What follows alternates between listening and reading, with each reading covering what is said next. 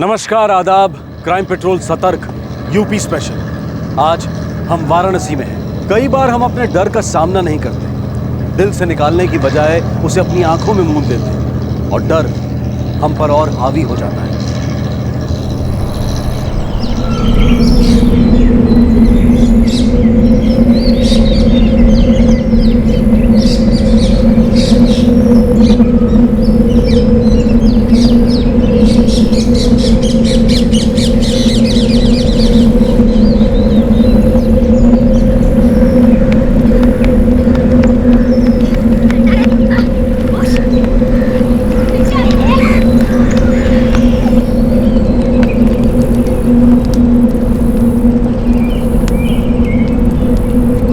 हबीब, नजीब, उधर मत जाओ, इधर ही खेलो।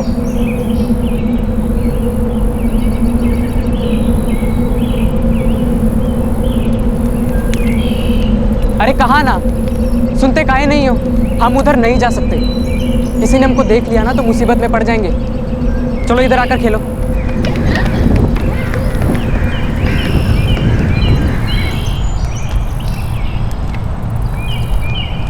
रेहान भाईजान, रात में पकाने के लिए कुछ भी नहीं बचा है। शहनाज, आटा आलू तो बचे थे ना? कहाँ भाईजान, जो था वो मैंने बना दिया, अभी कुछ नहीं बचा है।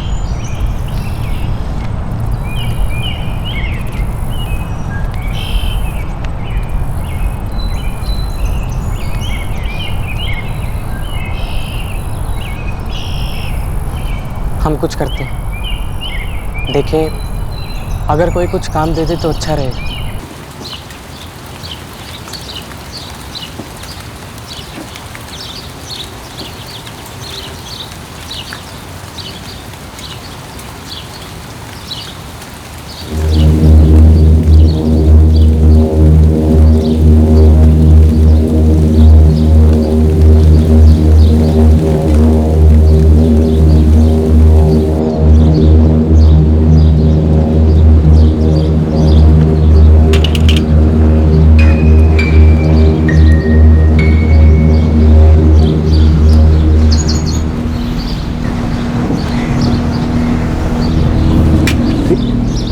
क्या कर रहा है? तुझे मना किया था ना कि इस तरफ मत आया कर।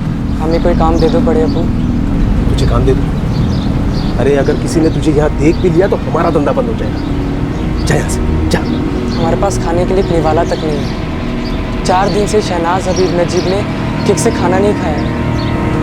ठीक है, मैं तेरी बड़ी अम्मी से कह दूंगा, वो जाकर तुम लोगों को खाना दे आएगी। अब जा यहाँ से, जाओ यहाँ से।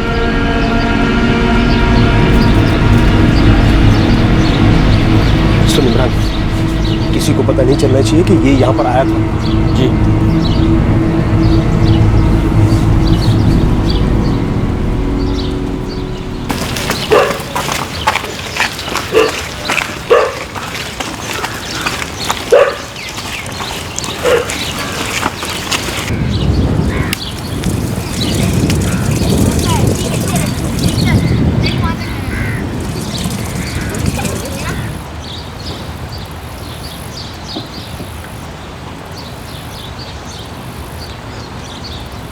लो, इसमें कुछ रोटियां और सब्जी है, रखो। और दोबारा ना दुकान पर मुंह उठाकर मत आना।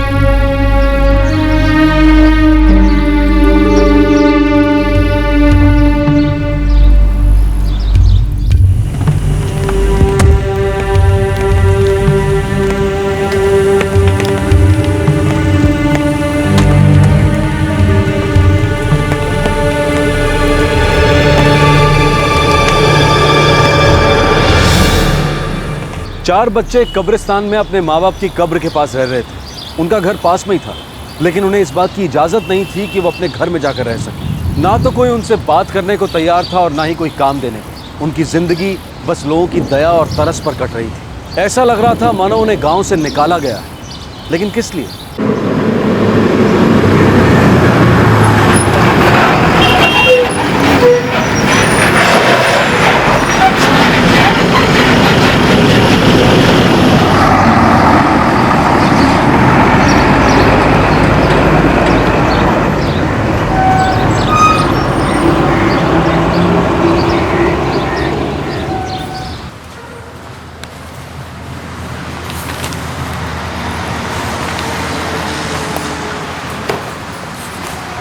अशफाक, ये वोटिंग रजिस्टर नहीं है, दूसरा दीजिए, जनगणना काम है ये।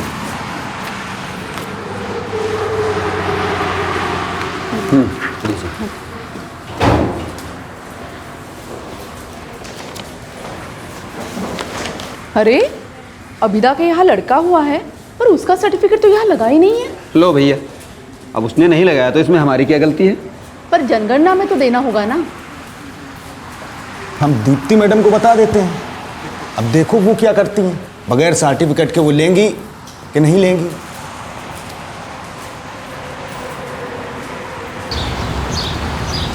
आइए।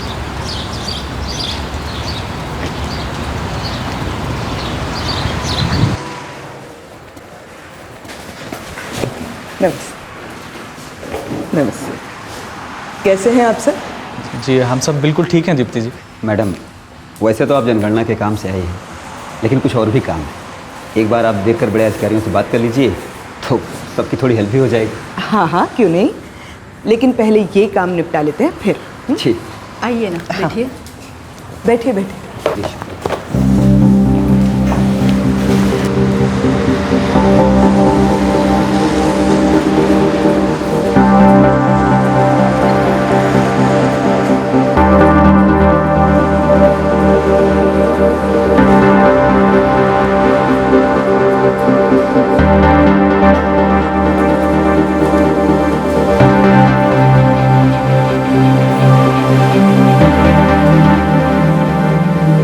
पिछली बार से इस बार कुल 12 नाम जुड़े हैं और 14 नामों को हटाया गया है।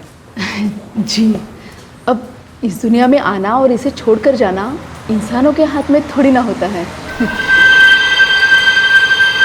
दीप्ति जी। हाँ बोलिए सुदेश जी।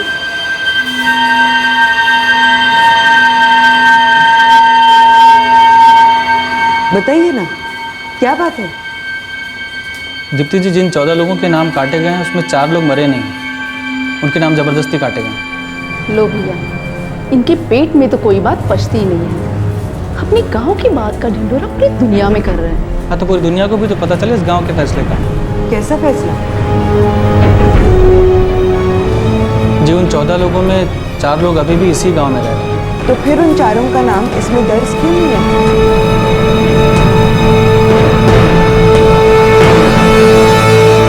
लेकिन ऐसा क्यों किया गया है? कोई क्या कर सकता है, पंचायत का फैसला था।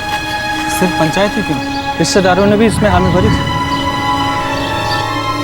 अशफाक, जाओ कासिम भाई को बता उनके सुदेश ने क्या रायता फैला दिया है।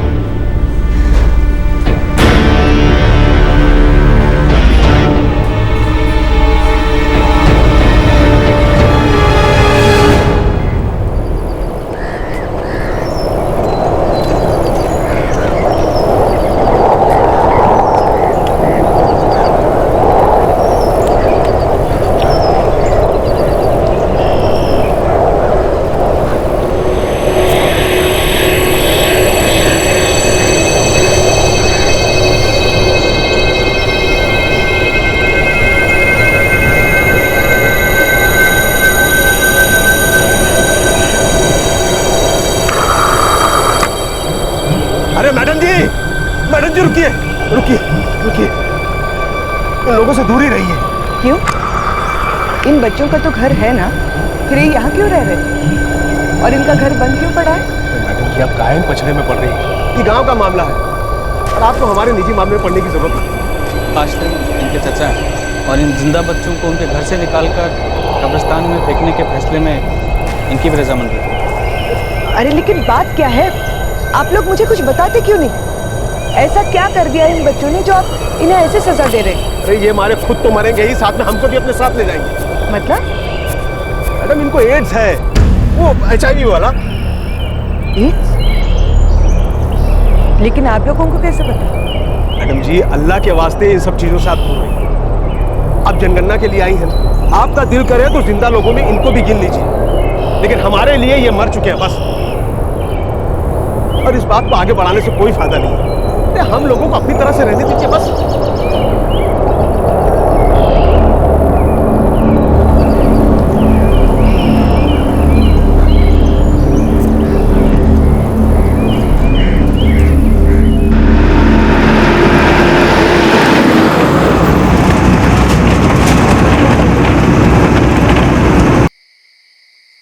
सुदेश जी के पेट में काहे दर्द हो रहा है?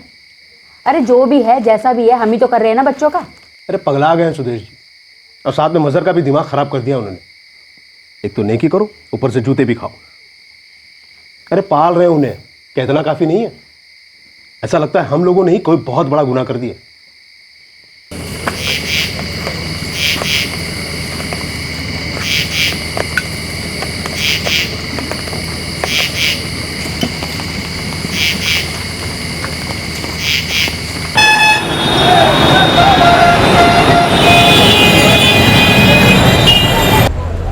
यू नो, तुम बिलीव नहीं करोगे, लेकिन सबसे बड़ी बेवकूफ़ी की बात तो ये है कि आज तक उन लोगों ने उन बच्चों का कोई मेडिकल टेस्ट नहीं करवाया। बस ये मान के बैठ गए कि उन्हें एड्स है।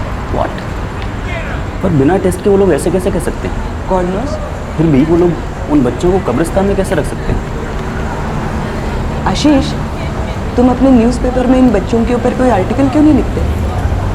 देखो ना अपने एडिटर से बात करके, हो सकता है वो इस स्टोरी में इंटरेस्टेड हो। सी, अगर ऐसा हुआ तो मुझे बहुत हेल्प मिल जाएगी। मैं एडमिनिस्ट्रेशन तक ये न्यूज़ पहुंचा पाऊंगी। हमें उन बच्चों के लिए कुछ ना कुछ तो करना होगा। हो सकता है ये सब करने से ही कोई बात बन जाए। हाँ mummy, I think I do it. लेकिन पहले मैं जाके उन बच्चों से मिलने की कोशिश करता हूँ, ताकि मुझे इस बारे में थोड़ी और डिटेल पता चल सके। That's a good idea. Thank God, गांव से किसी ने तो मुझे ये बात बता दी, वरना मैं तो अपना काम करके आ जाती और मुझे कुछ भी नहीं पता चलता। यू नो, सबसे सैड पार्ट क्या है? आज गांव के ग्रोथ के लिए कितने सारे प्लान्स बनते हैं, लेकिन आज भी ऐसे कई रिमोट विलेजेस हैं जिनके लिए ये सब प्लान्स बनने का कोई मतलब नहीं रह जाता, क्योंकि विकास की कोई भी योजना इन तक पहुंच ही नहीं पाती। वो बस खुद में और अपनी पंचायत में सिमट कर रह जाते हैं। मैं अपने एडिटर से बात करके देखता हूँ, हो सकता है कि वो स्टोरी में इंटरेस्टेड है।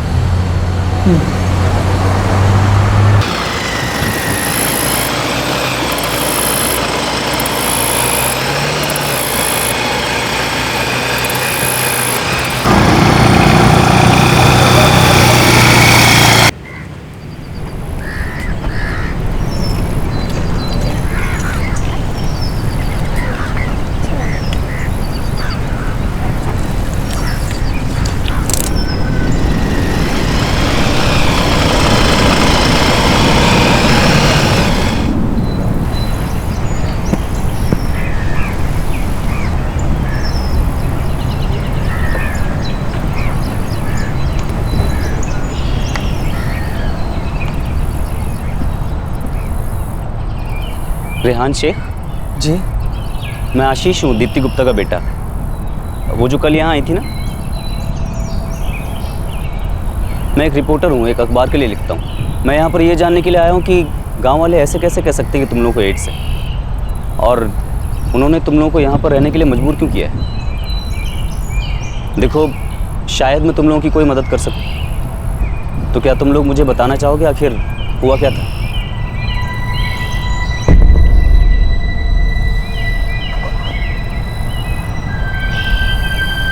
हाँ, अब बताओ।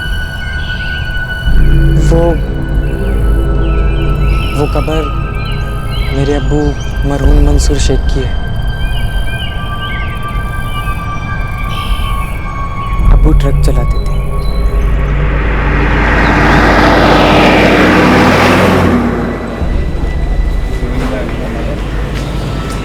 बहुत घूमते थे अब्बू, अलग अलग शहरों में, जहाँ उनको काम उनको ले जाए। हमारी अम्मी यही गांव में ही किराने की दुकान चलाती थी। हम और शहनाज गांव में ही पढ़ने जाते थे। यहीं पास में हमारा घर भी है। ये हबीब और नजीब, ये दोनों भी स्कूल जाते थे। 2 साल पहले एक दिन अबू जब घर आए तो वो बहुत ही ज़्यादा बीमार लग रहे थे। बहुत बुरी हालत थी उनकी।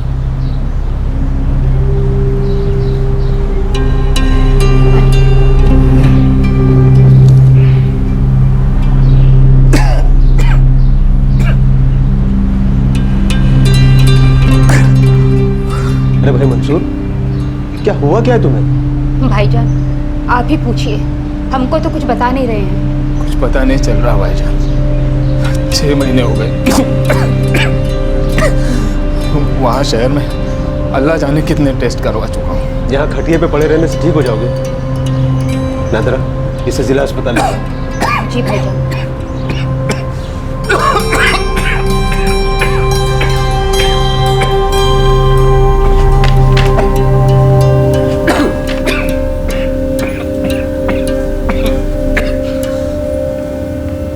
ये सारी रिपोर्ट्स आपकी हैं? जी। फिर तुम ये कैसे कह सकते हो कि तुम्हें कुछ भी पता नहीं है? डॉक्टर ने तुम्हें दवाइयाँ तो दी होंगी ना? जी जी दी हैं, इन्होंने बताया हमको और हम इनको सही समय पर दवाइयाँ देते भी हैं। आपके शौहर को एड्स है और इनकी हालत बहुत ज्यादा खराब है।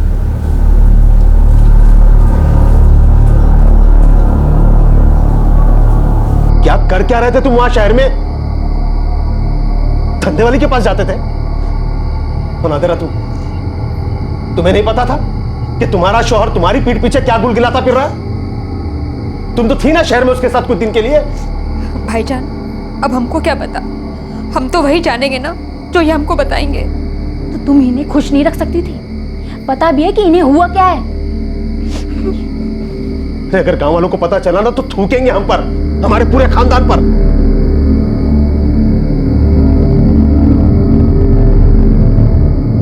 और ये सब तभी से शुरू हुआ। गांव में लोगों ने हमारी दुकान से कुछ भी खरीदना बंद कर दिया था। हमारी हालत बहुत खराब हो गई थी।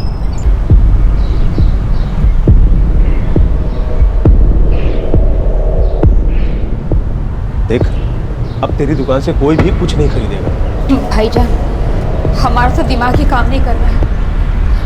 अब हम क्या करेंगे?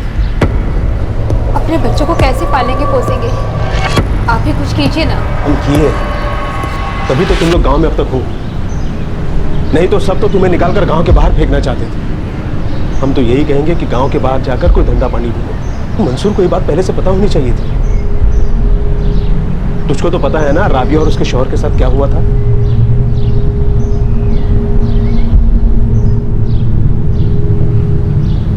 ये राबिया कौन है और उसके शौहर के साथ क्या हुआ था? वो लोग इसी गांव में रहते थे। उनके शौहर को भी यही बीमारी हो गई थी, HIV वाली। बहुत परेशान हुए थे वो लोग, थक कर गाँव ही छोड़ गए। किसी को नहीं पता कि वो लोग कहाँ गए, क्या हुआ। मंसूर एक ट्रक ड्राइवर है। वो तो चला गया लेकिन अपने पीछे अपना परिवार छोड़ गया, जिनके पास ना तो पैसा था और ना ही कोई दूसरा सहारा, और ना ही उनके पास ये रास्ता था कि वो अपना गांव छोड़कर कहीं और जाकर घर बसा सकें।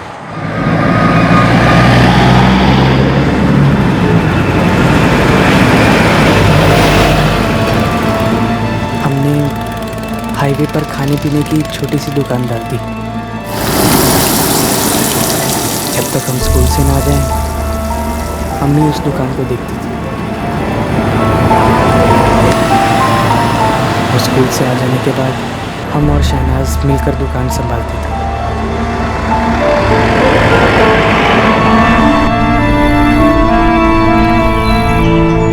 फिर एक दिन हमारी अम्मी बहुत बीमार पड़ गई। पूरे दिन पानी की तरह पसीना बहता रहा।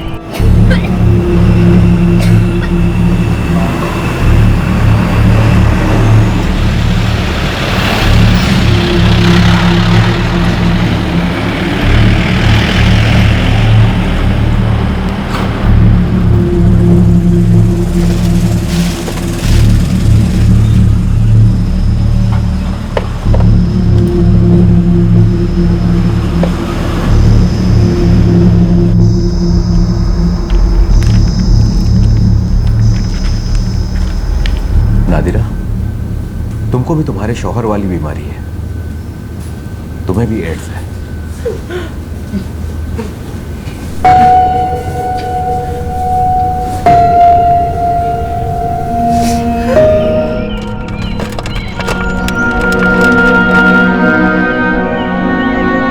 हमारी 10वीं की परीक्षा के 4 दिन बाद ही अम्मी गुजर गई। हमने अम्मी को कहा था कि अगर हम पास हो गए तो हम शहर जाकर कोई नौकरी कर लेंगे और फिर सब कुछ ठीक हो जाता।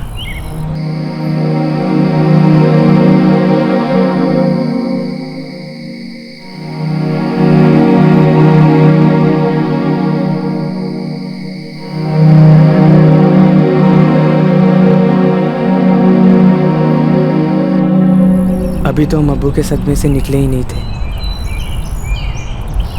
कि हमारी अम्मी भी गुजर गई। अभी तो हम सोच ही रहे थे कि क्या करेंगे, कैसे संभालेंगे सबको। लेकिन गांव वाले तो हमसे कई ज़्यादा परेशान थे। वो तो इस गांव को हमारे साये से भी दूर रखना चाहते थे। भैया देखो, मंसूर को थी ये बीमारी और नादिरा को भी। इससे ये साफ है कि इन बच्चों में भी वो बीमारी ज़रूर होगी। एकदम पक्की बात है। जरूर कोई बुरे काम किए होंगे, तभी तो ये दिन देखने नसीब हो रहे हैं। भाई मैं तो कहती हूँ कि धीरे धीरे कहीं ये बीमारी हम सभी को ना निगल जाए। देखिए, ये बात सरासर गलत है। मंसूर ने गलत काम किए होंगे तो उसे ये बीमारी हो गई, और नादिरा उससे तो पता भी नहीं था, इसलिए वो भी बीमार पड़ गई। लेकिन इन बच्चों को बीमारी कैसे हो सकती है? हाँ, हमने सुना है कि ये बीमारी हवा पानी में घुलने से नहीं फैलती। भाईजान, आपकी अकचरा जानकारी के चलते हम पूरे गांव के जान के ऊपर ये आफत नहीं पाल सकते। कासिम भाई अब आप क्यों मुंह बंद करके बैठे हैं? अरे मंसूर आपके छोटे भाई थे ना। भाई हम बोले तो क्या बोले, हम भी तो ये गांव के ही हैं। हमारी भी बीवी बच्चे हैं, हमें भी उनकी जान की फिक्र है। तो क्या आप रखेंगे इन चारों को अपने घर में? अरे ईका बात हुई? अरे हमारे रिश्तेदार है, इसका मतलब ये नहीं कि हम अपने हाथों से अपना गला दबा ले। देखो देखो भाई, हम तो हसन, आलम, जहां और जमील की बात ही मानते हैं। हाँ, ये सिर्फ अपने लिए नहीं, पूरे गांव के लिए आफत है। अरे हमें जब मंसूर के बारे में पता चला तभी नहीं उठाकर गांव के बाहर फेंक देना चाहिए। देखिए, ये भी गलत होता। पिछली बार राबिया और उसके शौहर के साथ हमने वही किया था। सुदेश भाई, आप चाहे जितना भी फड़फड़ा रहे, लेकिन ये बात हम कभी नहीं मानेंगे कि एक घर के लिए पूरे गाँव को आग लगा दी। अरे भाई, ये तो मनमानी है। मनमानी नहीं है मजर भाई, ये फैसला इतने लोगों ने मिल के लिया है। फिर आप दोनों के बोलने से क्या होगा?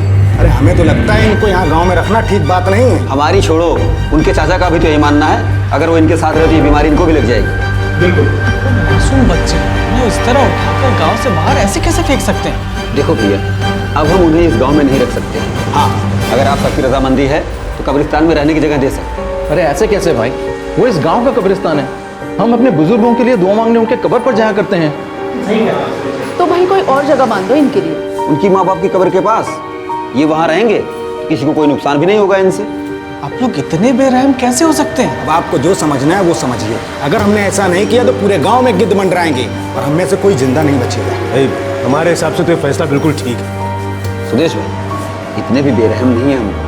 अरे उन बच्चों के खाने पीने का कुछ न कुछ इंतजाम कर दिया जाए। देखिए, उसकी फिक्र करने की आप लोगों को जरूरत नहीं है। वो हमारा खून है, हमारे भाई के बच्चे हैं, उनके खाने पीने की जिम्मेदारी हमारी। तो फिर ये तय रहा, आज से ये बच्चे कब्रिस्तान में अपने अम्मी अब्बू के कब्र के पास में।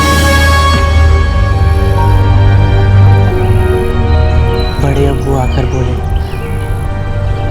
कि अब तुम लोगों को घर छोड़कर कब्रिस्तान में ही रहना होगा। तब से हम लोग यहीं हैं।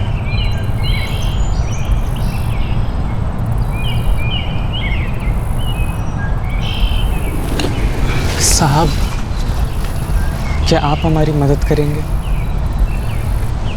क्या आप हमें कोई काम दिलवा देंगे?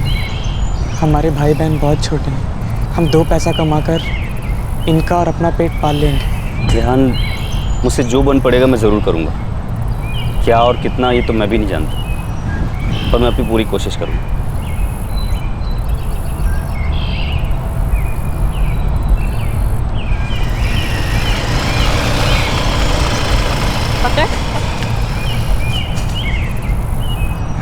भाईजान, क्या हम लोग भी बीमार हैं? मालूम नहीं, लेकिन हम पढ़े हैं कि ज़रूरी नहीं ये बीमारी हमें भी हो। भाईजान, पानी खत्म हो गया है। हम लाते हैं।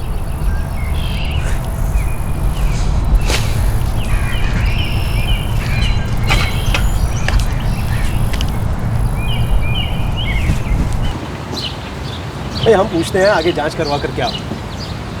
उनके अब्बू को बीमारी थी, अम्मी को बीमारी थी, अब ये तो मानी हुई बात है कि बच्चे भी बीमार होंगे।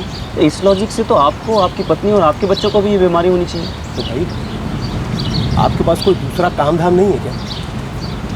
काहे गांव में अपना वक्त बर्बाद कर रहे हैं? और ऐसा नहीं है कि हमें उनकी फिक्र नहीं है, हमारे भाई के बच्चे, लेकिन उनके लिए हम अपने बच्चों की कुर्बानी तो नहीं दे सकते हैं ना। और उन्हें गांव से निकालने का फैसला सिर्फ हमारा नहीं था भाई, पूरे गांव का फैसला था। पर कहाँ हमसे दूर है बच्चे, हमारी नजरों के सामने हैं, और हमारी बेगम रोज जाकर उन्हें खाना देकर आती है। वो बच्चे जिंदा तो हैं लेकिन जी नहीं रहे। तो किसने कहा था उनके अब्बू को कि जाकर बाजार में मुंह मारे? हाँ?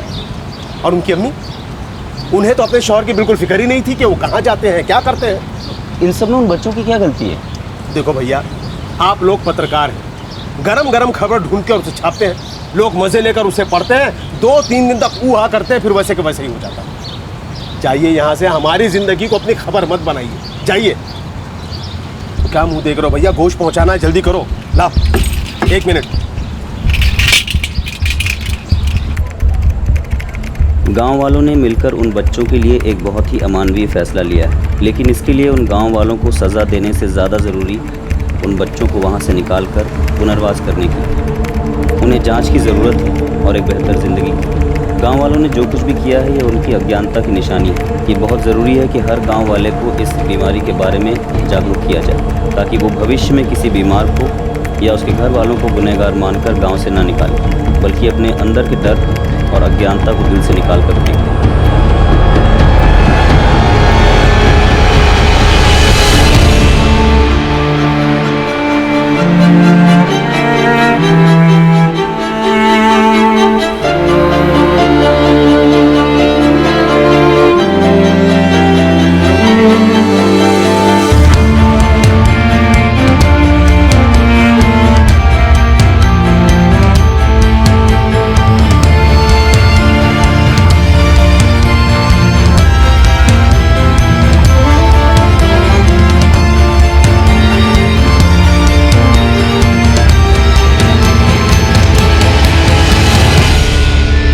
आशीष का आर्टिकल बहुत जल्द सबकी नजरों में आ गया।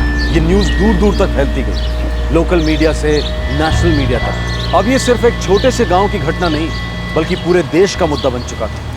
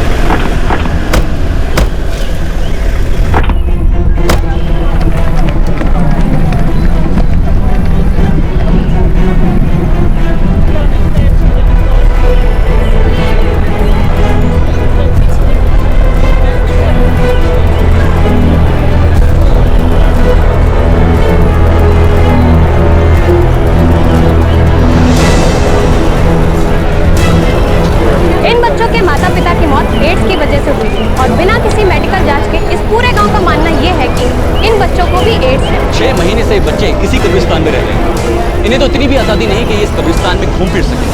इनका दायरा सिर्फ उनके माँ बाप की कब्र तक ही सीमित है। हम आशा करते हैं कि ये न्यूज़ देखकर हमारे प्रशासन की आपसे जरूर थी। अभी अभी मिली ब्रेकिंग न्यूज़ के मुताबिक हम अपने व्यूअर्स को बताना चाहेंगे कि हमारे इस रिपोर्ट को हायर अथॉरिटीज़ भी देख रही है और डिस्ट्रिक्ट मजिस्ट्रेट लेवल ने भी इन सब पर तुरंत एक इंक्वायरी करने का फैसला किया है। हम आपको बताना चाहेंगे कि हमारी इस रिपोर्ट ने प्रशासन को भी इन सब पर कार्यवाही करने के लिए प्रेरित किया है। दोस्तों, दर्शकों, आपकी राय हमारे लिए बेहद महत्वपूर्ण है, इसलिए हम चाहते हैं कि आप हमें ट्वीट कीजिए, लिखिए #condemn-children पर। तब तक कैमरामैन हिमांशु के साथ मैं शिवांग सिंह, नेशन न्यूज़। जी जी जी जी जी सर, बिल्कुल बिल्कुल बिल्कुल। अरे काशिम भाई, काशिम भाई, हाँ, चारों तरफ बवाल मचा हुआ है। अरे ऐसा क्या हो गया? सारे टीवी चैनल्स पे आपके भतीजे और भतीजों की बात फैल चुकी है। जिला कार्यालय से फोन आया था, वो लोग आज यहाँ आ रहे हैं। इन बच्चों को अपने साथ ले जाएंगे डॉक्टरी जांच के लिए। सब लोगों का दिमाग खराब हो गया था। जो जनगणना के काम में सुदेश जी को शामिल किया, ये सारी सरदर्दी वहीं से शुरू हुई है।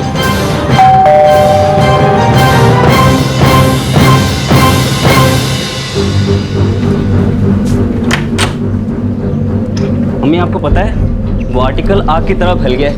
अच्छा, ये तो बहुत अच्छी बात है। तो क्या अब उन बच्चों के लिए कुछ करेंगे?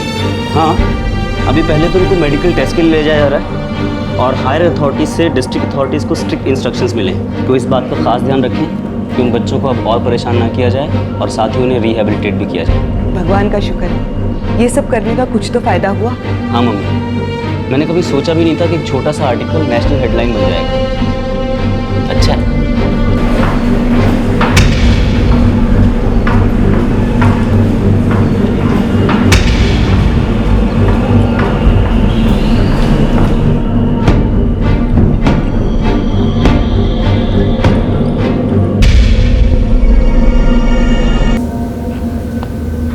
मैंने इन सब के टेस्ट रिपोर्ट्स देख लिए हैं। ये बच्चे बिल्कुल ठीक हैं, इन्हें कोई बीमारी नहीं है।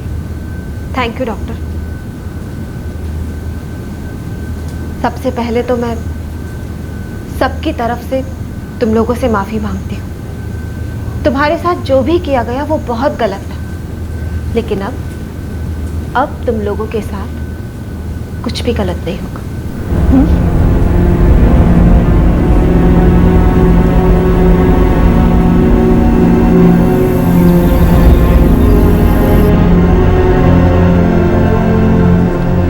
ये बच्चे HIV पॉजिटिव नहीं, इन्हें एड्स नहीं। इन बच्चों को बीमार मानकर आपने जिस तरह की जिंदगी इन्हें जीने के लिए मजबूर किया, ये बहुत गलत था। इन बच्चों के ऊपर हुए अत्याचारों को देखते हुए और ये जानने के बाद कि इन बच्चों का ध्यान रखने के लिए कोई नहीं है, सरकार ने मुआवजे का ऐलान भी किया है। देखिए, आप लोगों को जो करना है आप लोग कीजिए, लेकिन बार बार ये मत कहिए कि उनको देखने वाला कोई नहीं है। अरे ये हमारे भाई के बच्चे हैं और अल्लाह जानता है कि हमने जो कुछ भी किया है वो मजबूरी में किया है। फिर हमने इनकी ज़रूरतों का पूरा ख्याल रखा था, इनकी सारी ज़रूरतें पूरी की हैं, खाना कपड़ा सब। तो ठीक है, आप ही मुझे बता दीजिए, खाना देना, तन ढकने के लिए कपड़े देना काफ़ी है? ये बच्चे यहाँ अपने घर में रहना चाहते हैं, एक आम इंसान की ज़िंदगी जीना चाहते हैं। क्या ये इनका अधिकार नहीं है? मैं आपको यहाँ बस यही बताने आई हूँ कि अब आप इन बच्चों को और परेशान नहीं कर सकते, और मुझे लगता है कि आप लोग ये मानते हैं कि आपसे गलती हुई है और अब आप इस गलती को दोबारा नहीं दोहराएंगे। स्मृति जी, इस पंचायत का सदस्य होने के नाते मैं आपको विश्वास दिलाता हूँ कि ऐसी गलती दोबारा नहीं होगी। हम किसी और को बहिष्कृत नहीं होने देंगे। जी, हम भी आपको अपनी ज़ुबान देते हैं। देखिए, अब जब हमें पता चल चुका है कि इन्हें इनकी अम्मी अब्बू वाली बीमारी नहीं है, तो हम भी इनका साथ नहीं छोड़ेंगे। अरे ये हमारे भाई के बच्चे हैं, हम अपने इन बच्चों का पूरा ख्याल रखेंगे। ये तो बहुत अच्छी बात है, थैंक यू।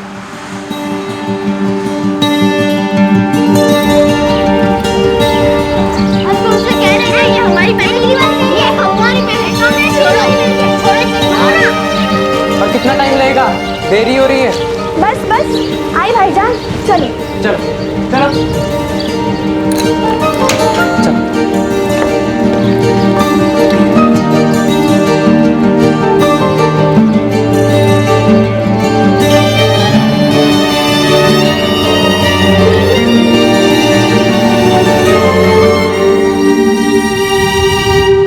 प्रशासन ने उन बच्चों को एक जमीन आवंटित की ताकि वो वहां अपना नया घर बनाकर एक नई जिंदगी की शुरुआत कर सकें। बच्चों का एडमिशन एक नए स्कूल में करवा दिया गया है। उनके चाचा कासिम से कहकर बच्चों का एक बैंक अकाउंट खुलवाया गया है जिसमें सरकार द्वारा दी गई मुआवजे की राशि को जमा किया गया है। रेहान ने काम शुरू कर दिया है, बाकी बच्चे भी पढ़ रहे हैं। शहनाज घर का काम संभालती है।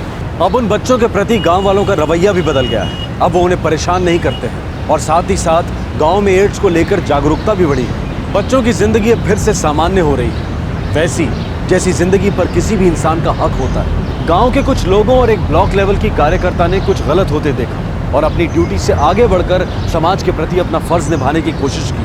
उनका बेटा एक न्यूज़ रिपोर्टर, उसने अपने दायरे से बाहर जाकर उन बच्चों के लिए कुछ करने की कोशिश की और सब ने मिलकर उन बच्चों की सहायता की। इन सब को देखकर एक बात जहन में आती है कि वो सारे क्षेत्र, प्रांत और गांव जो दूर बसे हैं, वो एक एडमिनिस्ट्रेटिव लेवल से जुड़े रहने के बाद भी बहुत सी ज़रूरी चीज़ों से वंचित रह जाते हैं। आज़ादी के 67 सालों के बाद भी हमारे देश का सच यही है कि ऐसे बहुत से शहर हैं जिनका विकास हुआ है, जिनके पास ज़रूरत की सभी चीज़ें मौजूद हैं, लेकिन ऐसे इलाकों और ऐसे गाँव की भी कमी नहीं है जिनके पास ये सुविधाएं बिल्कुल नहीं पहुँची। इन बच्चों को उनकी ज़िंदगी वापस मिल गई, ये सच में बहुत ही सराहनीय बात है।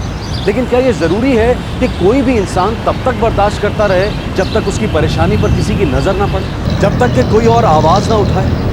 क्या ये ज़रूरी है कि किसी भी चीज़ को तब तक सहना पड़े जब तक कि सबका ध्यान उस पर ना जाए और वो उसे ठीक करे? हमारे आज के एपिसोड की दूसरी कहानी।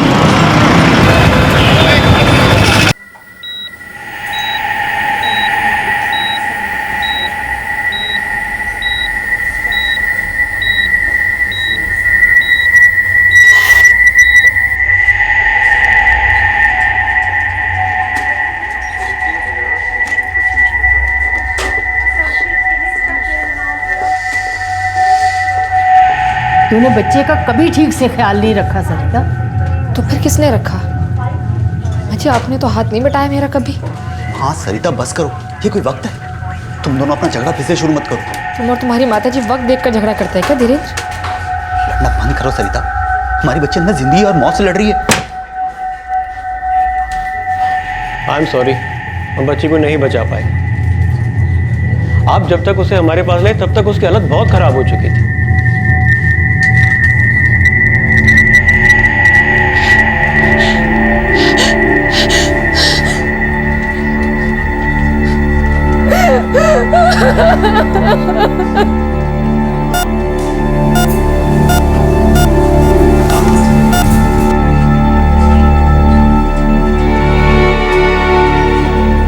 बेटा जगदीश, तू चिंता मत कर, दिव्या को कुछ नहीं होगा। प्रेरणा बेटा तू मेरे पास आ जा, मैं तुझे चॉकलेट दिलाता हूँ। हाँ शाबाश। कौन सी वाली खाएगी? लाइट। अच्छा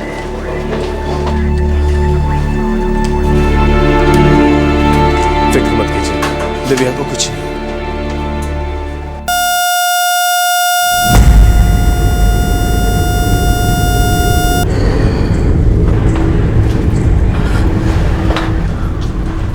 हम इंटरनल ब्लीडिंग रोक नहीं सके जी। वो आई एम सॉरी, हमने पूरी कोशिश की थी। Excuse me.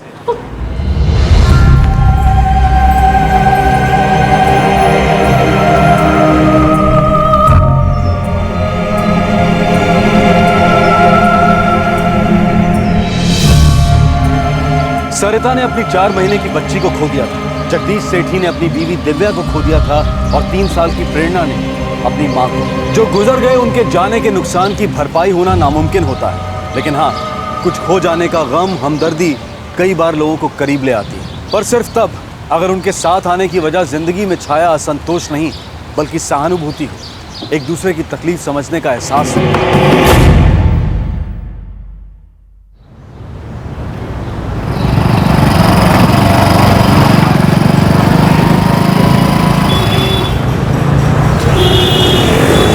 क्या हाल है जगदीश? अरे ललित कैसा है? आजा बैठ। और प्रेरणा कैसी है? अच्छी है यार, बड़ी हो रही है। अभी भी नाना नानी के साथ रहती है? हाँ यार, यहाँ तो मैं और बाबूजी हैं, कैसे संभालेंगे? दिव्या भाभी को गए 6 साल हो गए। हाँ यार, मुझे तो अब भी यकीन नहीं लगता है जैसे मायके गई है अभी वापस आ जाए। जगदीश मान ले सच्चाई को, कम से कम अपने लिए ना सही प्रेरणा के लिए तो मान ले। अरे यार, तू अपना वो प्रवचन लेके वापस शुरू मत हो जाना। शादी कर ले, सेटल हो जा, प्रेरणा के लिए माँ ले आ, वही तेरा घिसा पिटा रिकॉर्ड। वही रिकॉर्ड बजाने वाला। सुन सुन सुन, मैं एक फैमिली को जानता हूँ। उनकी एक बेटी है सरिता, तलाकशुदा है।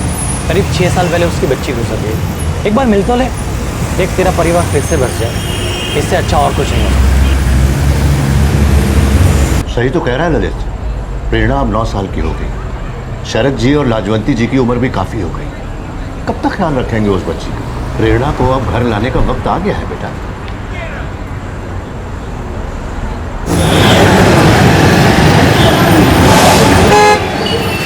पापा कैसा है मेरा बेटा? बहुत गुस्सा हूँ आपसे। क्यों, क्या हुआ? पिछले वीक क्यों नहीं आए थे? सॉरी, काम में बिजी हो गया था। अगले वीक स्पोर्ट्स डे है और तभी कोई बहाना नहीं चलेगा। नो बहाना, आई प्रॉमिस, मैं हूँगा वहाँ पर, ठीक है? आपके पापा बिल्कुल सही कह रहे हैं बेटा। हमें मालूम है तुम हमारी दिव्या से बहुत प्यार करते थे, पर सच तो यही है कि अब वो नहीं है,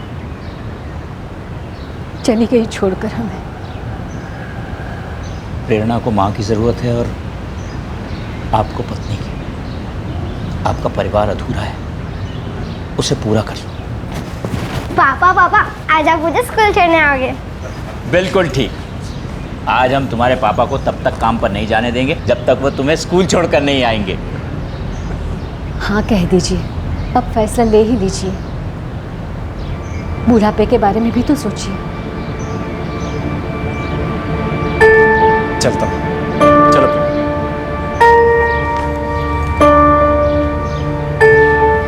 अब धीरेन्द्र को भूल जा। कैसे भूल जाऊँ माँ? उस घर में बहुत तकलीफों से गुजरी हूँ, अपनी बच्ची खोई, पागल हो गई थी मैं। तू हमेशा से गर्म दिमाग की रही है और हमने ही तुझे बिगाड़ा है। हर काम तेरे हिसाब से हो ये ज़रूरी नहीं है। माँ, आपको और पापा को तो मुझ में खूब दिखता है। सरिता, सारी गलतियां उनकी ही है, ऐसा तो हो ही नहीं सकता। हमें खुद के दोष कभी नजर ही नहीं आते, हमेशा दूसरे ही गलत दिखते हैं। देख बेटा, जगदीश बहुत अच्छा लड़का है। अब ये मान कि उसकी बेटी के रूप में भगवान ने तुझे तेरी बेटी वापस दी है। मैंने अपनी बेटी को अपनी आंखों के सामने मरते हुए देखा है पापा। अगर उसका ख्याल रखने में मेरी सास ने मेरी मदद की होती ना, तो आज वो जिंदा होती। अब जो हुआ उसे हम बदल तो नहीं सकते। भूल जा पुरानी तकलीफ, आगे बढ़, एक नई जिंदगी शुरू कर। बेटा, तू एक बार जगदीश से मिल तो ले, तुझे पसंद आएगा वो। क्या आप मुझसे शादी सिर्फ इसलिए करना चाहते हैं ताकि आपकी बेटी प्रेरणा को एक मां मिल सके? सरिता, मेरा घर अधूरा है, कोई चाहिए जो उसे पूरा कर सके। हाँ, प्रेरणा को भी माँ की ज़रूरत है। मैं चाहता हूँ कि वो घर वापस आ जाए। जब से मेरी वाइफ गई है तब से वो नाना नानी के यहाँ रहते हैं। मैं बहुत मिस करता हूँ, वो भी मुझे बहुत मिस करता है। क्या आप चाहेंगे कि हमारे भी बच्चे हों? जी हाँ, बिल्कुल।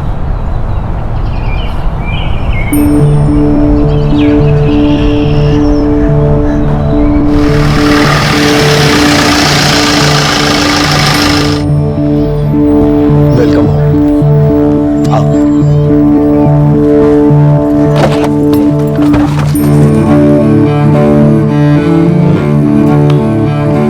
सरिता बेटा, आज इतने दिनों बाद हम टाइम से बिना जला और पका हुआ खाना खा रहे हैं। बहुत स्वादिष्ट बना है।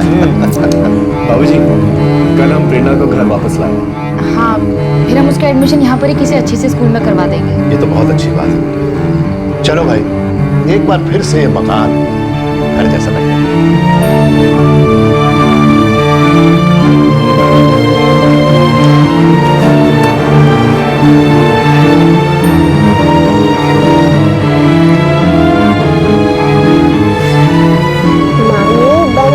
जमुना बहाना, मैं थोड़ी ना कोई हमेशा के लिए जा रही हूँ।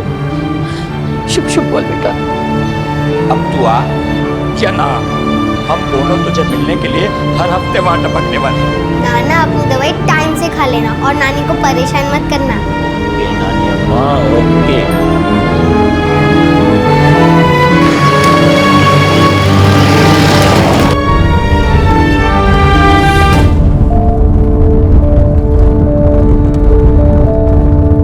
नंदनगर में वीरमदेव नामक एक सन्यासी रहते थे। बहुत ही परोपकारी थे। ईश्वर भक्ति से जो भी समय बचता उसे दुद्दू, मम्मी को बैंगन पसंद नहीं था ना? बैंगन? क्यों बेटा? बस यूं ही, मुझे भी नहीं पसंद। छी,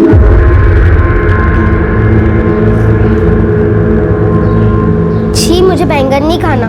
मम्मी, मुझे बैंगन अच्छा नहीं लगता। लेकिन अभी तो यही सब्जी बनी है। मैंने बताया था ना आपको कि मुझे बैंगन नहीं पसंद है। बेटा मैं तुम्हारी माँ हूँ, कोई आया नहीं, मैं भूल गई। अभी यही सब्जी खा लो।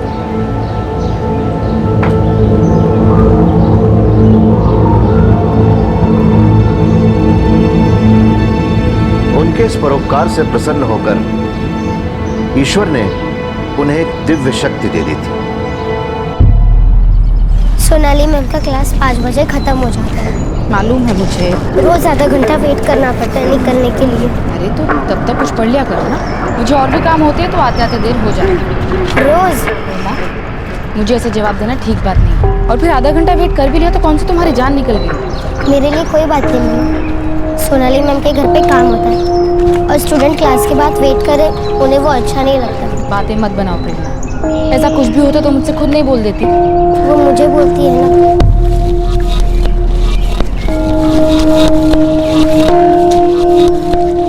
प्रेरणा आखिर अपने पिता के घर आ गई। चाहे सौतेली ही सही, पर उसे एक माँ मिल गई और एक दादा भी, जो दादा कम और दोस्त ज्यादा थे। अपने नाना नानी का घर छोड़े हुए अभी उसे 4 महीने हुए थे कि अचानक एक हादसे ने उनके घर को अपने पंजों में दबोच लिया।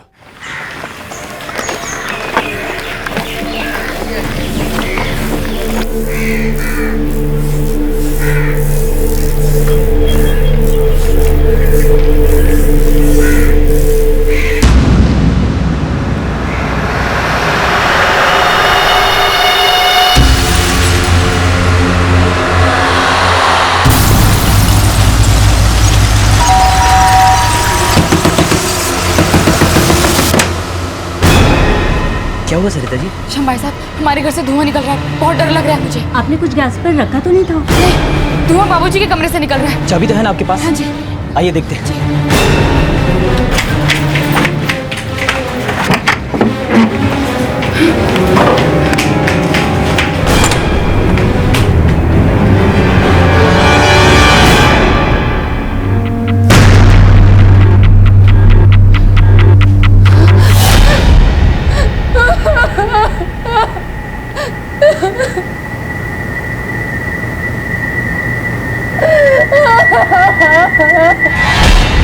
क्या?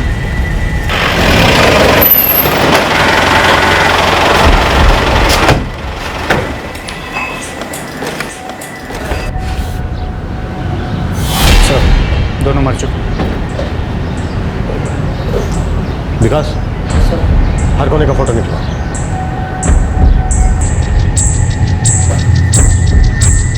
क्या चला हुआ? पड़ोसियों का कहना है कि घर की बहू ने कमरे से धुआं निकलते देखा।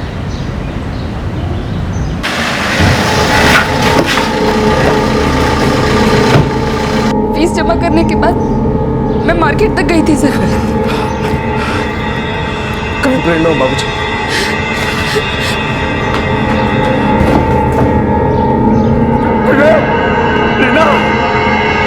हमें और कुछ नहीं पता। वो तो सरिता जी हमारे पास मदद मांगने आई थी और हम उनके साथ यहाँ आ गए।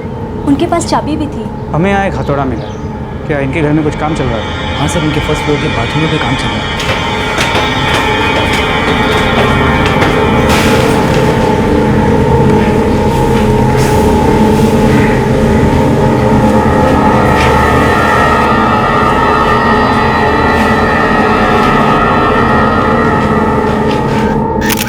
जी मैं घर से निकली कोई 4-4:15 बजे। घर में कोई काम चल रहा था? जी, वो ऊपर वाले कमरे में कुछ काम चल रहा था। मजदूर? आज वो जा चुके थे। 3 बजे। वापस नहीं लौटे? जी, वो उनकी छुट्टी हो गई थी। इतनी जल्दी? हमेशा इतनी जल्दी छुट्टी होती है उनकी? जी नहीं, वो मैंने ही उनसे बोला था क्योंकि आज के दिन बाबूजी को कोई शोर शराबा नहीं चाहिए था। सिर्फ आज के दिन? जी हाँ, वो कोई 2 लोग आए थे उनसे मिलने। कौन थे दोनों? मेरे लिए बेटा, मैं देखता हूँ। अरे सुजीत, आओ आओ अंदर। सरिता, मेरी कुछ जरूरी मीटिंग है ऑफिस में। और बेटा तुम जरा ऊपर मजदूरों से कह देना कि आज की छुट्टी। जी अच्छा। आई।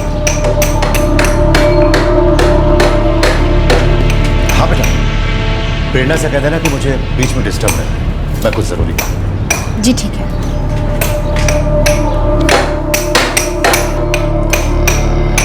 अरे भैया बस आज का काम यहीं रोक। कहाँ हो मैडम जी?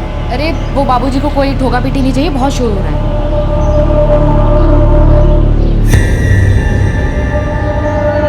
जगदीश भाई साहब, आज की मजदूरी आपको पूरी ही देनी होगी। मैडम जी ने काम खुद रुकवाया है, मजदूरों ने काम नहीं रोका। ठीक है, मैं पहले पता तो कर लूँ, फिर आपको फोन करता हूँ। हाँ जगदीश, बाबूजी ने बोला मुझे, वो कमरे में कोई ज़रूरी मीटिंग कर रहे हैं। अच्छा तो एक काम करो, तुम मजदूरों को पूरी दिहाड़ी दे दो और उन्हें जाने दो, ठीक है? ठीक है, ये लीजिए। और फिर मैंने उन्हें जाने को बोला। आपकी बेटी प्रेरणा वो कब आई? आपकी बेटी प्रेरणा कब आई? करीब 3:30 बजे। अरे प्रेरणा आ गई? हाय मामा। मैंने तेरे लिए पोहा बनाया है, फटाफट चेंज कर ले, फ्रेश हो जा। फिर सोनाली मैम के यहाँ भी जाना है ट्यूशंस के लिए। नहीं मामा, आज मैं बहुत थक गई हूँ। स्कूल में स्पोर्ट्स डे था ना, इसलिए आज क्लास की छुट्टी कर लूँ। नो बेटा, नो छुट्टी। और फिर मैम की फीस भी देनी है ना आज। प्लीज मम्मी, सिर्फ आज के दिन ही, पक्का एक्स्ट्रा क्लासेस जाऊंगी। चलो ठीक है, लेकिन मुझे तो जाना होगा ना फीस देने के लिए, 1 वीक से ऊपर हो गया है। दद्दू के पास जाने को दिखाना है। अरे नहीं नहीं नहीं नहीं, अभी उनको डिस्टर्ब नहीं करना, वो एक मीटिंग में बिजी है। उन्होंने कहा है फ्री होकर तुमसे खुद आकर मिलेंगे। तुम जब तक जाओ, चेंज करो, फ्रेश हो जाओ। ओके। फिर प्रेरणा को नाश्ता करा के मैं करीब 4:15 साढ़े 4 बजे निकल गई। बाय बेटा। बाय मम्मा। अरे मम्मा, मैम को बोल देना कि आज मेरी तबीयत बहुत खराब है। ठीक है। जब मैं 6 बजे वापस आई तो देखा धुआं निकल रहा था। फिर अंदर आके देखा तो ये हथौड़ा, ये वो मजदूर इस्तेमाल कर रहे थे।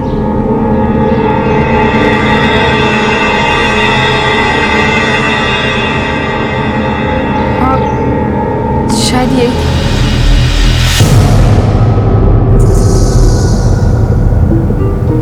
चोट किसी भारी और शार्प चीज से लगी है।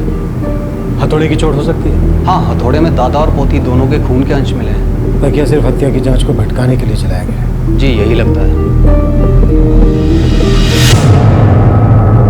जब अपराध हुआ तो घर में सिर्फ 4 लोग थे, कुलभूषण सेठी, उनकी पोती प्रेरणा और वो 2 लोग जो उनसे मिलने आए थे। 4 में से 2 लोग मारे गए। जाहिर है कि शक की सुई उन दोनों पे गई, वही संदिग्ध आरोपी माने गए। पर वो दोनों थे कौन? सर मुझे जरा भी अंदाजा नहीं वो कौन हो सकते हैं। उनमें से एक का नाम था सुजीत, जिसे आपके पिताजी बहुत अच्छे से जानते हैं। मेरे बाबूजी के बहुत सारे दोस्त हैं। सुजीत नाम के शख्स को नहीं जानता। दोनों लोगों की उम्र 30 से 35 के बीच लग रही थी। आपने उन्हें कभी पहले देखा है? जी नहीं। आपके ससुर के अच्छे जानकार लग रहे थे। जी देखकर तो यही लग रहा था, क्योंकि वो उन्हें अपने कमरे में ले गए थे। सरिता जी कल हम एक स्केच आर्टिस्ट को बुलवाएंगे, क्या आप उनका हुलिया बता पाएंगी? जी हाँ, मैंने उन्हें ठीक से देखा था, काफी याद है मुझे।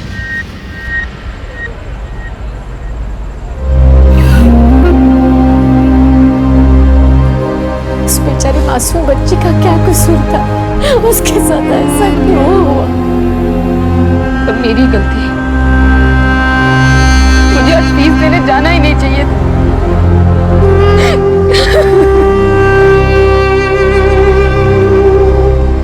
सर, परसों तक डिटेल्ड पोस्टमार्टम रिपोर्ट्स आ जाएंगी, बॉडी हैंड ओवर कर सकते हैं। जितना जल्दी हो सकता है पता करो, फैमिली की हालत खराब। और वो जो 2 आदमी मिलने आए थे, उनका कुछ पता चला? कल तक स्केचेस बन जाएंगे। सोचने वाली बात यह है कि घर से कुछ भी चुराया नहीं गया। सर लगता है कि कुलभूषण जी का इनके साथ कुछ पंगा था, शायद उसी को शांति से बैठ के सुलझाना चाहते हैं। घर में चल रहे काम के ठेकेदार और मजदूरों को पूछताछ के लिए हो सकता है जैसा दिख रहा हो असलियत में एकदम उससे अलग। हथौड़ा ऊपर से लाया गया, फिर दादा और पोती को मारा गया। सरिता जी ने खुद जाने के लिए बोला था, ये लोग दोपहर में ही घर से निकल गए थे। हत्या में इस हथौड़े का इस्तेमाल किया गया था। बोल दो तुम लोगों का नहीं तो हमारा ही है, पर काम के बाद सारे औजार हम वहाँ ऊपर ही छोड़ के चले जाते थे। ऐसा करते साहब हमको 2 हफ्ते हो गए। सर आप हम लोगों को बेकार में परेशान कर रहे हैं। आप जांच कर लो, ये मेरे भरोसे के आदमी है, पिछले 3 साल से मेरे साथ ही काम कर रहे हैं। नहीं सर, हमने ऐसी कोई आवाज़ नहीं सुनी। आपका घर तो उनके बिल्कुल बगल में है, तो ये जो कंस्ट्रक्शन का काम चल रहा है, इसकी जो खटपट की आवाज़ है ये आप लोगों को सुनाई देती होगी। जी सुनाई तो देती थी। कुलभूषण और प्रेरणा अगर चीखे होंगे तो वो भी सुनाई देनी चाहिए। जी देनी तो चाहिए। ये जगदीश और सरिता, इनकी हाल ही में शादी हुई थी ना? ये उन दोनों की दूसरी शादी थी। मतलब सरिता प्रेरणा की सौतेली? जी, लेकिन ऐसा नहीं है सर, वो बहुत अच्छी इंसान है।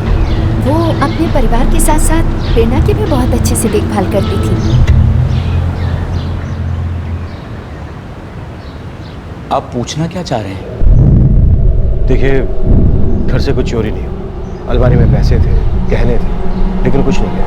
ये हत्याएं चोरी के लिए नहीं, बल्कि किसी और मकसद के लिए। क्या कहें, हमारे ख्याल से तो सब कुछ ठीक ही था। सरिता प्रेरणा के साथ खुश थी और कुलभूषण जी भी खुश थे। अगर वो तकलीफ में होते तो क्या आपसे कहते? कुलभूषण जी हमारी बच्ची को अपनी बेटी की तरह रखते थे। प्रेरणा नातिन थी हमारी। सरिता भी अच्छी थी, वो प्रेरणा को अपनी मर्जी से यहाँ ले आई थी।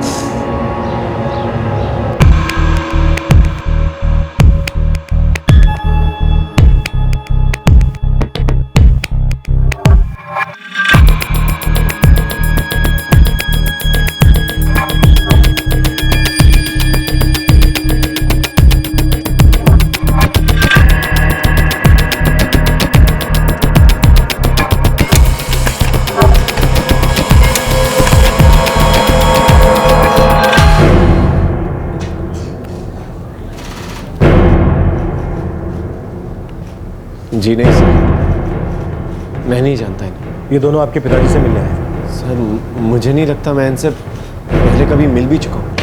सर, वो जो दो लोग थे उन्हें कुलभूषण जी बहुत अच्छे से जानते थे, मगर सुजीत नाम का उनके कॉन्टैक्ट लिस्ट में कोई नहीं, ना ही उस दोपहर उनकी किसी से बात हुई थी। चोर चक्कर तो नहीं है? अजीब बात है, सुजीत नाम का एक आदमी घर आता है जो कुलभूषण जी के बहुत करीब है, लेकिन उनके बेटे ने उसका नाम तक नहीं सुना। जगदीश, क्या तुम्हें सच में नहीं पता कौन है ये सुजीत? क्या मतलब सरिता? मैं क्यों झूठ बोलूं? कुलभूषण जी ने उस दिन सुबह सिर्फ एक कॉल किया था। अब यही कॉल सुलझा सकते हैं उस केस की बुद्धि। किसे किया था ये कॉल? अरुण जी, क्या आप मेरे यहाँ आ सकते हैं? जी बिल्कुल कुलभूषण जी, कुछ अर्जेंट है? ऐसा ही समझ लीजिए। अरुण का था, कुलभूषण सिटी का वकील। मतलब कुलभूषण जी अपने वकील से कुछ डिस्कस करना चाहते। लेकिन ये बात अचानक उठी कैसे? यार ललित, मैंने तो बात छेड़ी भी नहीं। बाबूजी खुद वसीयत की बात लेकर बैठे। हर वक्त डरी रहती थी कि कहीं कुछ भी गलत हो तो सब यही कहेंगे, सौतेली माँ हूं ना, इसलिए। इसमें क्या गलत है माँ? मेरा मन भी तो करता है ना कि मेरा अपना बच्चा हो। जगदीश, वो प्रेरणा का ध्यान ठीक से नहीं रखती है। अरे पापा, कैसी बातें कर रहे हैं आप? हमारी शादी को ही तकरीबन अभी 7 महीने हुए हैं और प्रेरणा कुछ 4 महीने से रह रही है हमारे पास। थोड़ा तो वक्त लगेगा ना एक दूसरे को अंडरस्टैंड करने में, एडजस्ट करने में। इस तरह से आप सरिता पे इल्जाम नहीं लगा सकते। बेटा, मैं घर में रहता हूँ, दिन भर देखता हूँ कि क्या होता रहता है। वो कभी प्रेरणा से कुछ पूछती है क्या, कि उसे क्या अच्छा लगता है क्या नहीं? कभी बात नहीं करती उससे कि स्कूल में क्या हो रहा है, क्या चल रहा है, जैसे कोई भी माँ पूछेगी। अब वो प्रेरणा की असली माँ तो है नहीं। थोड़ा टाइम गुजर जाने दीजिए, एक दूसरे को अंडरस्टैंड कर लेंगे, सब ठीक हो जाएगा, आप फिक्र मत कीजिए। अगर ऐसे ही टाइम निकलने दिया ना तो कल को कुछ उल्टा ना हो जाए। तुम उसके पति हो, शायद इसीलिए तुम्हें ठीक से दिखाई नहीं देता, लेकिन मैं तुम्हारा बाप हूं। मैं बस इतना ही कहूंगा, जरा संभल कर। सिर्फ इसलिए क्योंकि मैं उसकी सौतेली माँ हूँ? देखो सरिता, मैं जानता हूँ इस बात का कोई खास मतलब नहीं। मैं बस इतना कह रहा हूँ कि तुम प्रेरणा का ख्याल थोड़ा और रखो, दैट्स ऑल। जगदीश, हमारे बच्चे भी होंगे ना? हाँ होंगे सरिता, लेकिन प्रेरणा भी मेरी बच्ची है।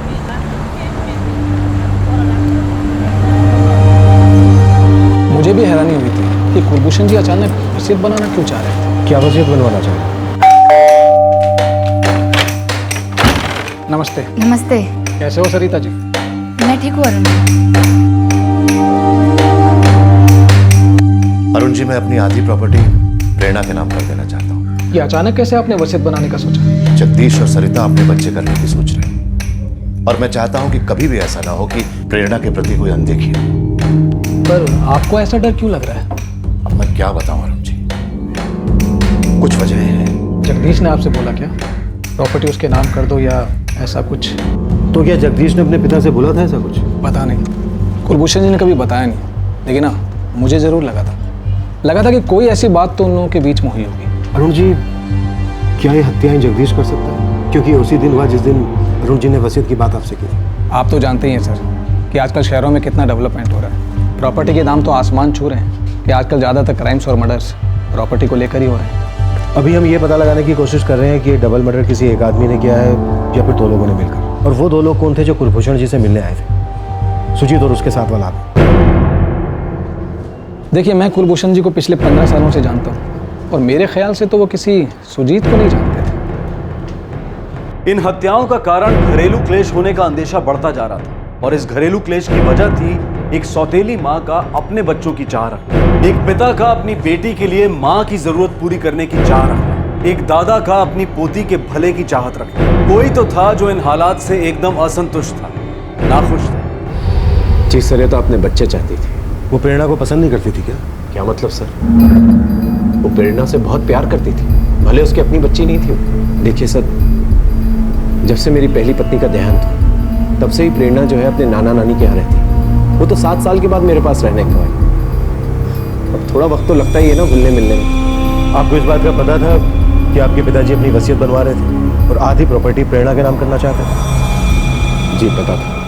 सही फैसला है जगदीश। मैं नहीं चाहता कि मैं कभी ये महसूस करूं। काश कि मैंने ये किया होता। इसीलिए मैं वो अभी कर रहा हूं ताकि अफसोस की कोई गुंजाइश ही ना बचे।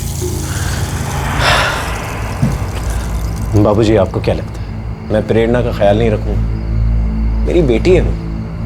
बेटा, मुझे तुम्हारी कोई फिक्र नहीं, लेकिन जैसे जैसे समय गुजरेगा और सरिता के और तुम्हारे बच्चे होंगे, सरिता बदल सकती है और वो तुम्हारा चीजों को देखने का नजरिया भी बदल सकती है। मैंने उनसे कहा भी था कि चिंता ना करें, ऐसा करने की कोई जरूरत नहीं। सरिता को इसका पता था? जी हाँ, पता था। जगदीश, जगदीश, क्या हम ऊपर वाले कमरे में शिफ्ट हो सकते हैं? ऐसे अचानक क्यों? बस वो थोड़ी सी प्राइवेसी चाहिए थी। नीचे रहती हूँ तो बाबूजी हर वक्त घूरते रहते हैं, हमेशा शक भरी नजरों से देखते हैं कि जैसे मैं बस उनकी प्रॉपर्टी के पीछे पड़ी हूँ, बस अपने बच्चे चाहती हूँ, जैसे और कोई फीलिंग्स है ही नहीं मुझ में।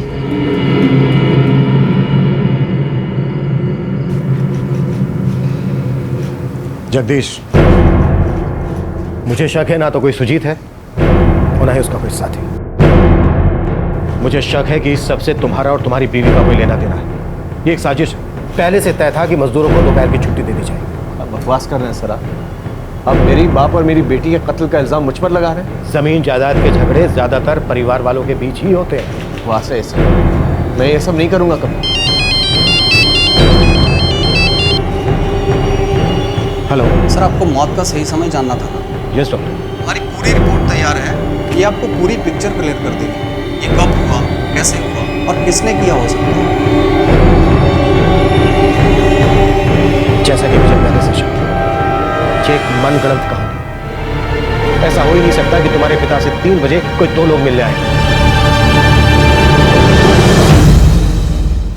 पोती से बेहद प्यार करने वाले दादाजी चीजें ठीक करना चाहते थे। अपनी पोती के भविष्य को सुरक्षित करने के लिए उन्होंने एक योजना बनाई। किसी दूसरे ने अपने आप को सुरक्षित करने के लिए साजिश करके उनकी वो योजना खत्म कर दी। ये शब्द काश भी कितना अजीब होता है ना। कोई इस डर से कुछ करता है कि कहीं आगे चल के ऐसा ना हो, और कोई इस डर से कुछ करता है कि अगर आगे चलकर ऐसा हो गया तो।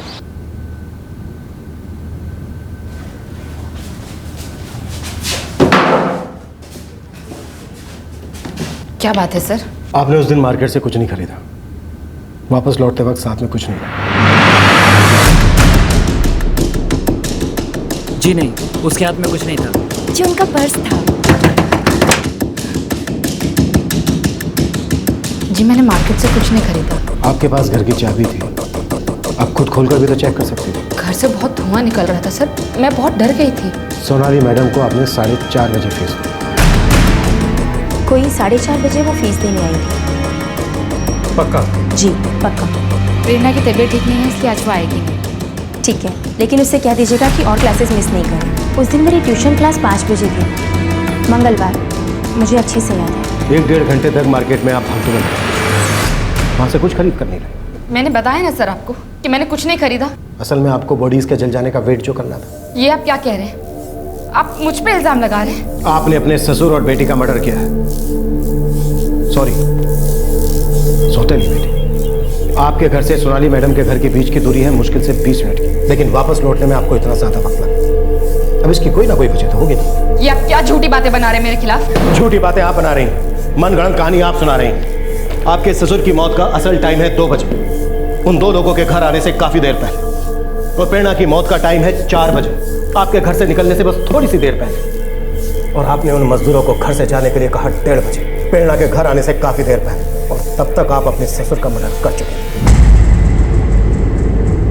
सर मजदूर 3 बजे नहीं, लगभग 1:30 बजे के आसपास ही खाना खाकर चले गए। जाहिर सी बात है, आप अपने ससुर के इस फैसले से नाखुश थी कि वो आधी प्रॉपर्टी प्रेरणा के नाम कर रहे थे। अरुण जी, मैं अपनी आधी प्रॉपर्टी प्रेरणा के नाम कर देना चाहता हूँ। जगदीश ने आपसे बोला कि प्रॉपर्टी उसके नाम कर दो या ऐसा कुछ? मुझे जगदीश को लेकर कोई फिक्र नहीं है, लेकिन सरिता वो प्रेरणा को पसंद नहीं करती। दरअसल वो प्रेरणा को अपने आप से दूर कर देना चाहती है। मैं आया नहीं हूँ तुम्हारे। मैंने ऐसा कब कहा? आप मुझसे गुस्सा क्यों होती हो? सारा दिन तुम्हारे नखरे नहीं झेल सकती। अगर मैं इतनी बुरी हूँ तो मुझे यहाँ लाए क्यों? मैं नहीं लाई तुम्हें यहाँ। तुमने प्रेरणा से क्या कहा? सबको मौका चाहिए ना मुझे कोसने का। अगर मैं उसकी सगी माँ होती तो ये सब कुछ नॉर्मल माना जाता ना, लेकिन नहीं, मैं सौतेली हूँ ना, इसीलिए करो सब मुझ पे शक। पापा को लगता है कि मैं सच नहीं बोल रही हूँ। अब एक ही बात बार बार तो नहीं बोल सकती ना दद्दू। बेटा मुझे लगता है कि वो आंखों से देखता नहीं, सिर्फ सुनता है, इसीलिए उसे बात ठीक से समझ में नहीं आ रही है। आप मेरे और जगदीश के बीच झगड़ा करवाना चाहते हैं ना? आप जगदीश को खुश नहीं देख सकते? आप मुझे खुश नहीं देख सकते? बेटा मैं तुम लोगों को खुशी देखना चाहता हूं, और जहां तक मेरी खुशी का सवाल है तो वो प्रेरणा में बसती है। तुम उसे मां जैसा प्यार दो, उसे खुश रखो, बस मुझे और कुछ नहीं चाहिए। प्रेरणा मेरी बेटी नहीं थी। अपनी बेटी को तो मैं बहुत पहले ही खो चुकी थी। मैं बस अपना बच्चा चाहती थी और वो सब प्रेरणा के नाम कर रहे थे। मैंने बहुत तकलीफों के बाद फिर से जिंदगी बनाने की कोशिश की थी। मैं जगदीश के साथ अपना घर बसाना चाहती थी और मेरे ख्वाब को मिट्टी में मिलाया जा रहा था।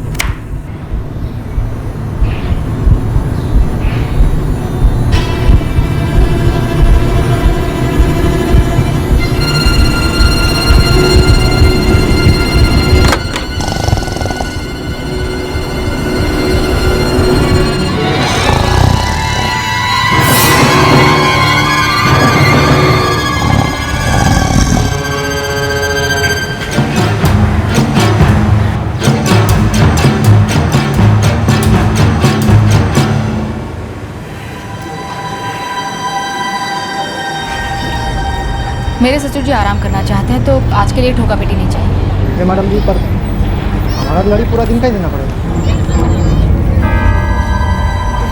ये लीजिए।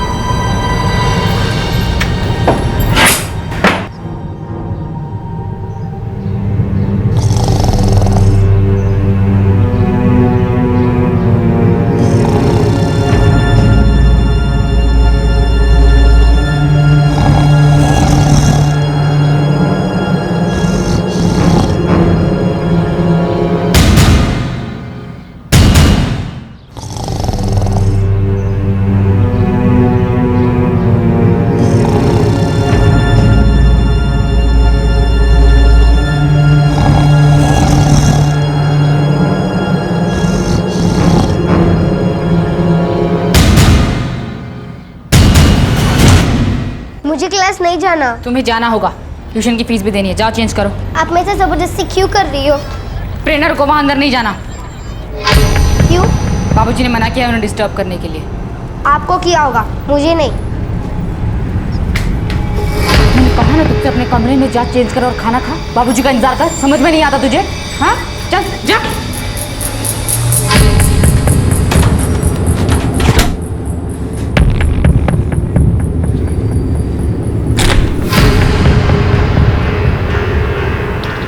मैंने कहा ना तुझसे वहां नहीं जाना, वो सो रहे हैं।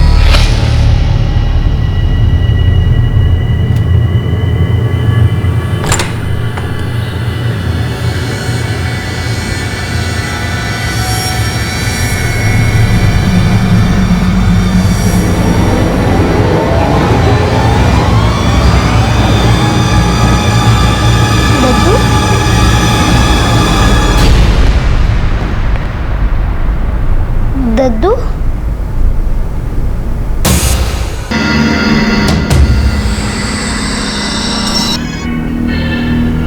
दद्दू को क्या हुआ है?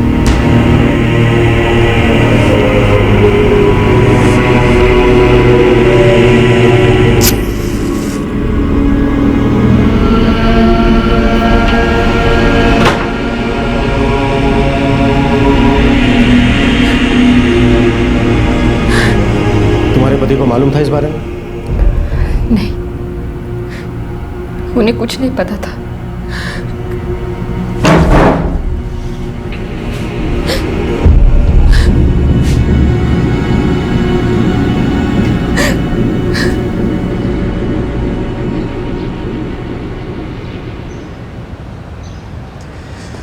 मैं तो फिर से अपना घर बसाना चाहता था, बस।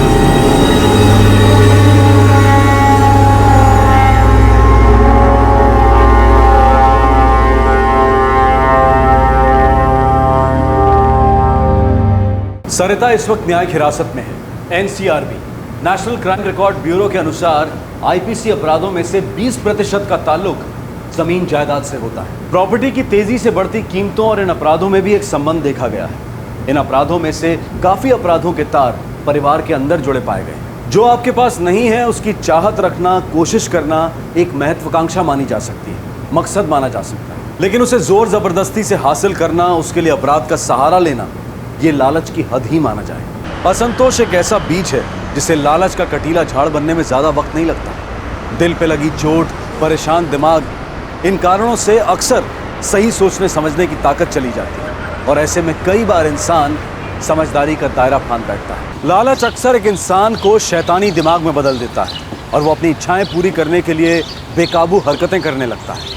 अगर इस असंतोष के बीज को असलियत की मिट्टी में बोया जाए, सब्र के पानी से सींचा जाए और आपसी बातचीत की हवा में पनपने दिया जाए तो इससे एक समझदारी का फूल खिल सकता है। हमें बेहद सतर्क रहने की ज़रूरत है कि कहीं हमारा असंतोष, हमारी निराशा हम पे सवार ना हो जाए, और अगर ऐसा हो जाए तो उस पर तुरंत लगाम कसने की ज़रूरत है ताकि हालात ऐसी जगह ना जा पहुँचें जहाँ बाद में हमें ये महसूस हो कि काश।